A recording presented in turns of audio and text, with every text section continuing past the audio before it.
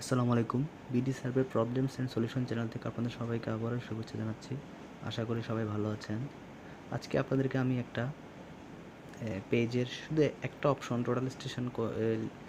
সোকিয়া total স্টেশনের একটি option নিয়ে আপনাদের কথা বলবো, সেটা হচ্ছে মেনু। তো মেনুর অপশনে আপনি যখন যাবেন, প্রথমেই আসতেছে আপনার কোঅর্ডিনেট, যেটা আপনার পুরো মেশিনের কোঅর্ডিনেট। আমরা এখানে গিয়ে ওসিসি ওরিয়েন্টেশনে গিয়ে আমরা সাধারণত কি, যখন আপনি কোনো নতুন সার্ভে করতে যাবেন, নর্থ ইস্ট জেনিথ দিবেন, তারপরে হয়ে গেল। তারপর হচ্ছে আপনার এনইজেড ব্যাক সাইড ডাটা লোড, আপনি যেখানে যদি মনে করেন আপনি এখানে ডাটা সেভ করা থাকে, আপনি এখান থেকে সার্চ দিয়েও নিতে পারবেন। রিসেকশন অপশন আছে, এখান থেকে আমরা রিসেকশন করে থাকি।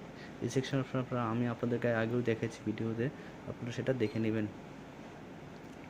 তারপর হচ্ছে অবজারভেশন, মানে হচ্ছে আমরা যখন অবজারভেশন নিব তখন সেটা আপনি করতে পারবেন।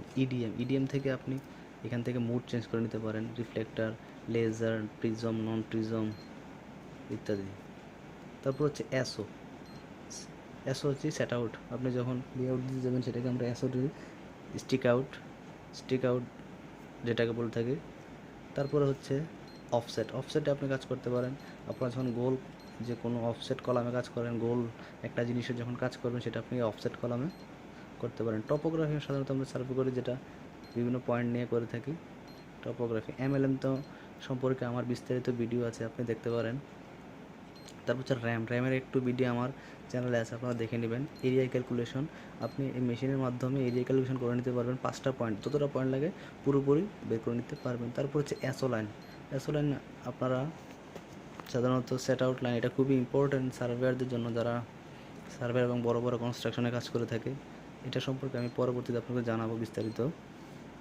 তারপর হচ্ছে SOR, P project, PT line, টারভাস, রোড, এস সেকশন, এগুলি সব আপনি এই সব মেনুতে পাবেন। এগুলি আবার আপনার বাইরে আলাদা করে শর্টকাটও নিতে পারবেন। আপনাদেরকে আমি সেই ভিডিওটিও দেখেছি কীভাবে আপনারা চেঞ্জ করে নিতে পারেন। আপনার দরকার এসও লাইনটা, আপনি সহজে সেটা বের করে নিতে পারবেন পরিবর্তন করে। তারপরে আপনার এমএলএমটা দরকার, র্যামটা দরকার, আপনি সেটা বের করে সামনে ফ্রন্ট পেজে, আপনি পেজ 1 পেজ 2তে যেখানে আপনার প্রয়োজন সেখানে আপনি রাখতে পারবেন। তাহলে আপনারা সবাই নিশ্চয়ই বুঝতে পেরেছেন আশা করি। আর আমার চ্যানেলটি বেশি বেশি সাবস্ক্রাইব এবং শেয়ার করবেন। ধন্যবাদ সবাইকে। আসসালামু আলাইকুম।